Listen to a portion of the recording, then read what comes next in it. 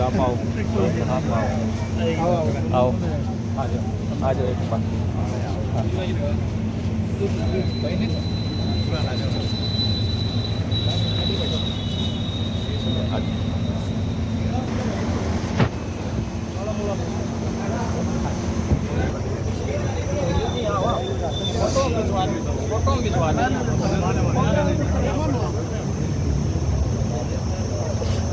ना आप सबकी ले ली फिर भेज दो आप।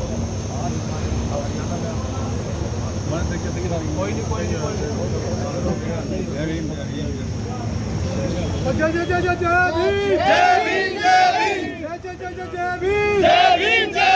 आजाद समाज पार्टी। हमारे मुख्य अतिथि जी हमारे बीच में पहुंच चुके हैं। हमारे बीच में प्रदेश अध्यक्ष भीम आर्मी हरियाणा कमल कुमार बराड़ा जी, हमारे राष्ट्रीय कोर कमेटी सदस्य आजाद समाज पार्टी संजीव कुमार जाटव, आजाद समाज पार्टी सदस्य सुरेंद्र बीबीपुर एडवोकेट साहब, जिला अध्यक्ष जीन अमित कुमार नवाल जी, और साथ में सम्राट अशोक जी, डॉक्टर नीरज जी, नरेश पुनिया जी और भीम आर्मी की पूरी टीम हमारे बीच में यहाँ पे पहुंची है। इस जींद की पावन धरती पे पूरी टीम का यहाँ पर पहुंचने पर हम हार्दिक अभिनंदन करते हैं, स्वागत करते हैं।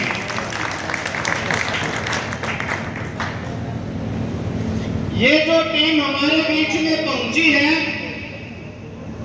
ये बड़े हमारे क्रांतिकारी साथी हैं, जो बहुत करीबी दोस्त भी हैं और पार्टी के सदस्य भी हैं।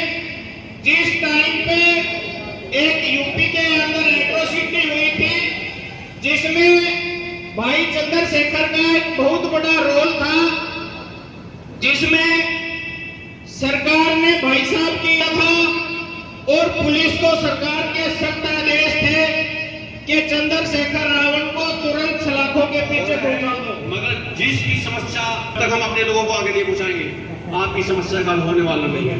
सरकार बनाने वाले हम लोग हैं, क्योंकि इस देश में सबसे ज्यादा वोट किसी का है तो हमारे लोगों का है। वो हमारी वोट ले लेते हैं और वोट लेने के बाद काम वो नहीं कर पाते हम लोगों का। वो अपना काम करते हैं, वो फिर अगले साल एजेंडा लाते हैं, उस एजेंडे में फिर फांस देते हैं हमको, फिर वोट उनको देते हैं। तो मेरा कहना यह है, जैसे हमारे सुनील लाल बामन ने जी आज यहाँ पार्टी जोड़ने की अपने दल का पूरा विलय किया, हमारे बड़े मजबूत साथी हैं और हमारे मित्र जो है पुराने, ये धर्मेंद्र भैया जी, वो हमारे बहुत पुराने साथी हैं। तो हमें ऐसे लोग चाहिए जो समाज के तमाम साथी, युवा साथी पार्टी ज्वाइनिंग करना चाहते हैं, वो सब एक साथ होकर के उनका हम स्वागत करते हैं, सभी का तहे दिल से इस्तकबाल करते हैं। तो साथियों, मैं अपनी बात को ज़्यादा न कह करके, क्योंकि आप काफ़ी समय से बैठे हुए हैं, तो मैं अपनी बात को विराम करता हूँ। जय भीम, जय भारत, जय संविधान। पिछले दिन आपने इनेलो का दामन थामा था और अब आप भीम आर्मी सेना में जुड़ गए हैं। ये बदलाव जो है वो प्रकृति का नियम है। हमें जहाँ मान सम्मान मिलेगा, जहाँ अपनापन होगा, हम वहाँ पे जाएंगे। और आज़ाद समाज पार्टी कोई बाहर की नहीं है, ये हमारे ही अपने जो लोगों के संगठन है। हम जिस संविधान को मानते हैं, ये उस संविधान को बचाने के लिए सबसे पहले अग्रसर है। आज एक ज़रूरी है हमें एकजुट होकर के इस जो नियम को और इस संगठन को ताकत देने का काम करें, ताकि वे आने वाले समय के विधानसभा जो चुनाव होने वाले हैं, उनके अंदर जो हमारा एक दबा कुचला हुआ समाज है, उसको कहीं ना कहीं उभारने के लिए, उनकी जो राजनीतिक हिस्सेदारी दर्ज करवाने के लिए, इस संगठन को और मजबूती देने के लिए हमें एकजुट होकर के इस जो संगठन का दामन थामा है। इन्हें लोगों को क्यों छोड़ना? इन लोगों को छोड़ने का वो एक मेरा निजी कारण है। जहाँ मान सम्मान नहीं होता, वहाँ आदमी कोई नहीं रुकता। तो जींद में हकों की लड़ाई लड़ेंगे आप? हम पिछले लगभग 2-2.5 साल से मतलब अपने जनशक्ति मंच के संगठन के नाते जितने भी निजी हमारे जो बस की थी, हमारे जो अधिकार क्षेत्र के अंदर आती थी, जो भी समस्याएं थी हमारे लोगों की, वो हमने सुनी है, उनके लिए हम लड़े हैं, उनके समाधान भी हमने किए हैं। उसी आस्था से, उसी लोगों के विश्वास से हम आज जो है ना एक राजनीतिक के संगठन के साथ में जुड़े हैं और आने वाले समय के अंदर इसके जो परिणाम होंगे वो जनता अपने आप दिखा देगी। टाइम कम है, संगठन को कैसे मजबूत करेंगे? जो लोग हैं उनके अंदर एक टीस है, दर्द है। आज सफ़र लंबा है लेकिन हमें सिर्फ और सिर्फ हमारे पास में कुछ नहीं है, हमारे पास में सिर्फ एक और विश्वास की और एक संगठन की ताकत है।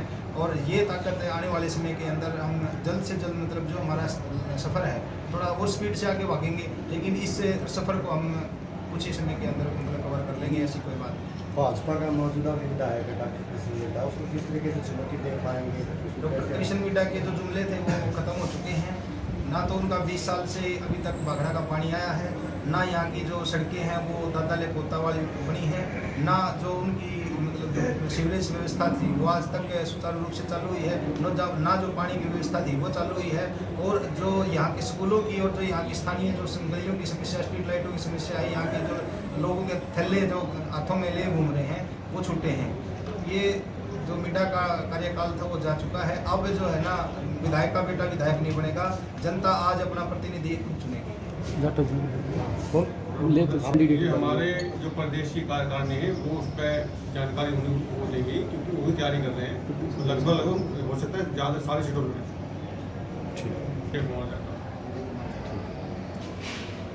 बराड़ा जी, नई ज्वाइनिंग करवा दिया आपने सुनील कुमार बामणिया का, बहुत खुशी की बात।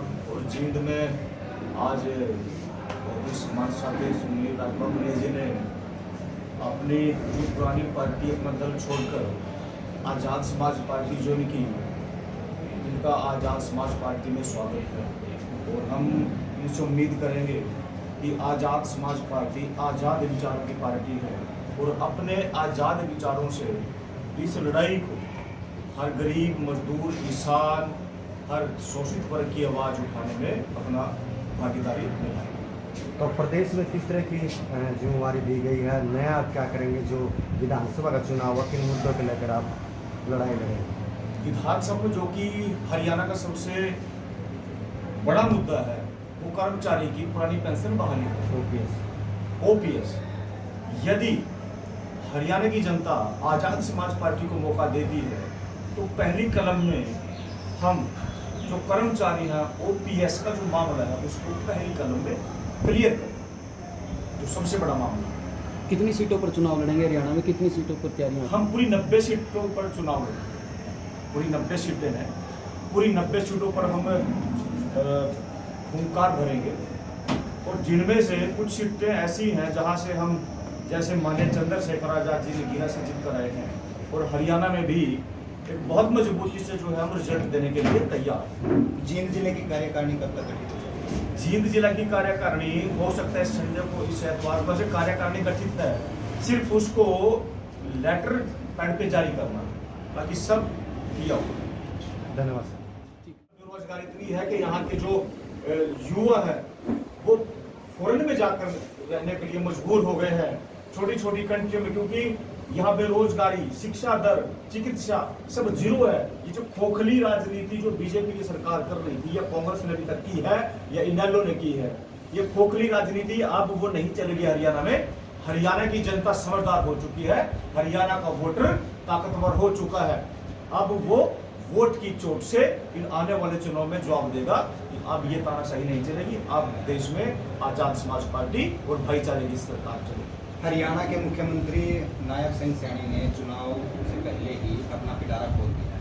कर्मचारियों का जो कि HKRN में लगे हुए वो 8% बढ़ा दिया उनका, और लोगों को वो प्लॉट हैं जो कांग्रेस राज में कटे थे उनको अब कब्जा दिला रहे हैं। इसके ऊपर क्या कहें? अभी याद आया, अभी 3 महीने बाद चुनाव है, मुख्यमंत्री जी को अभी याद है ये चीजें?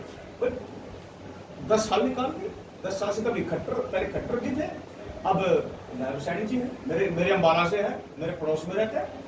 मैं कैसे हम ही बरतूंगा? एक गलत आदमी के हाथों में आप हरियाणा की बात को सौंप रहे हैं। ये जो सभी मामले थे ये 10 साल से याद नहीं है? अभी 3 महीने में चुनाव आ गए हैं MLA के, अब याद आ गए? मैंने क्या कहा? अभी हरियाणा की जनता समझदार हो चुकी है। अब खोखले दामों को वोट, वादों को वोट नहीं देगी, अब की बार वोट देगी और सोच समझकर इस जो है हरियाणा की जनता रोजगार को वोट देगी, शिक्षा को वोट देगी, चिकित्सा को वोट देगी, भाईचारे को वोट देगी, मजदूर किसान कमेरा की आवाज को वोट देगी। चंद्रशेखर आजाद की बात करें तो लगातार वो किसान आंदोलन में भी साथ रहे थे किसानों के। आपको क्या लगता है हरियाणा का किसान चंद्रशेखर आजाद को उसका पद देगा? हाँ जी बिल्कुल। हरियाणा आपने नगीना में देख तो लिया, नगीना में किसी एक व्यक्ति वर्ग जाति विशेष के व्यक्ति थी ना, ऐसे चंद्रशेखर आजाद सांसद में नहीं पहुंच गए। हरियाणा में भी यहाँ पर एक बहुत सुंदर गुलदस्ता खिलने वाला है जिसमें सभी बगीचों को फूल लिखेंगे, आपको सभी जाति और धर्म के लोग आएंगे और यहाँ पर एक मजबूत व्यवस्था आप लोगों को देखने को जाएंगे। हरियाणा की बात करें तो आजाद समाज पार्टी संविधान बचाओ को इनकार करती है, दबे कुचले लोगों की बातें करती है। क्या हरियाणा में आजाद समाज पार्टी का मुख्यमंत्री का चेहरा दलित होगा? बिल्कुल दलित होगा, क्यों नहीं हो सकता? क्या दलित में पहली बात तो ये है, पहली बात ये है कि आजाद समाज पार्टी को सिर्फ दलित के साथ जोड़ा जा रहा है। ऐसा क्यों भाई? मोदी जी को दलित के साथ जोड़ दो, उसकी जाति के साथ जोड़ दो, राहुल गांधी को उसकी जाति के साथ जोड़ दो ना, लेकिन चंद्रशेखर आजाद जी को ही दलित के साथ जोड़ा जा रहा है। जबकि अभी थोड़ी देर आपने क्वेश्चन किया था कि किसान आंदोलन में चंद्रशेखर आजाद आए थे, भाई उसमें कितने दलित थे? भाई जो दिल्ली में इन बहनों के सम्मान में जो किसान, जो पहलवान बेटियां थी, भाई उनके सम्मान में भाई कौन सी दलित थी? बताइए मुझे आप। अभी जो जींद में अभी 4 महीने पहले जो एक रैली हुई थी ओपीएस को लेकर के, भाई वो तो उसमें सर्व जाती थी, उसमें आपका भाई सिर्फ चंद्रशेखर आजाद जी को दलित के साथ जोड़ना, ये भी एक दोहरी मानसिकता है। और आप लोगों को भी एक चीज, आप पत्रकार हैं, एक चौथा स्तंभ है, तो मैं तो आपसे भी कहूँगा कि चंद्रशेखर आजाद को सिर्फ दलित के साथ जोड़ना अच्छी बात नहीं। वो देश का नेता है। देश में बाबा साहब भीमराव अम्बेडकर, मान्यवर साहब काशीराम के पदचिन्हों पर चलने के लिए साहब काशीराम ने जो पौधा लगा था वो बसपा रुकी है। अब जो आप काशीराम जी का नाम लेकर आज़ाद समाज पार्टी का गठन हो चुका और इलेक्शन लड़ रहे हैं, तो क्या समाज में ये नैरेटिव नहीं चाहेगा कि हम साथ किसका दें, आस्था का दें या बसपा का दें? तो उसमें उस असमंजस में समाज क्लियर हो तो गया, नगीना में क्लियर हो तो गया। जिनका आप नाम ले रहे हैं वो मानते हैं हमारी पार्टी है, आपने देख तो लिया, वो 0 हो गई, आप 0 हो गए। अब इससे ज्यादा क्या है? ये तो दो टुक बात है भाई। बदलाव प्रकृति का नियम है, जो काम करेगा मौका उसको देगी जनता। सही, राइट। क्या दोनों दल एक साथ खड़ा नहीं हो सकते समाज के? वो भविष्य देखो, राजनीति में दोस्त ही दुश्मन है, दुश्मन ही दोस्त है। राजनीति का पार्ट है, क्या पता हम और आप भाई बहन जो क्या सारे पत्रकार हम आपको टिकट दे दें, आप चुनाव लड़े, वो तो समय की बात है। जो समय कहेगा, जो तय करेगा, जो जनता की मांग होगी भाई वो तय करेगा जा समाज। क्या ये माना जाए कि खिड़की अभी खुली है? खिड़की दरवाजा सब कुछ खुला है, आप आइए तो सही, सब कुछ खुला है। आजाद समाज पार्टी आजाद विचारों की पार्टी है, आप आइए, सब कुछ खुला है, क्या दिक्कत है? लड़िए चुनाव। ठीक है।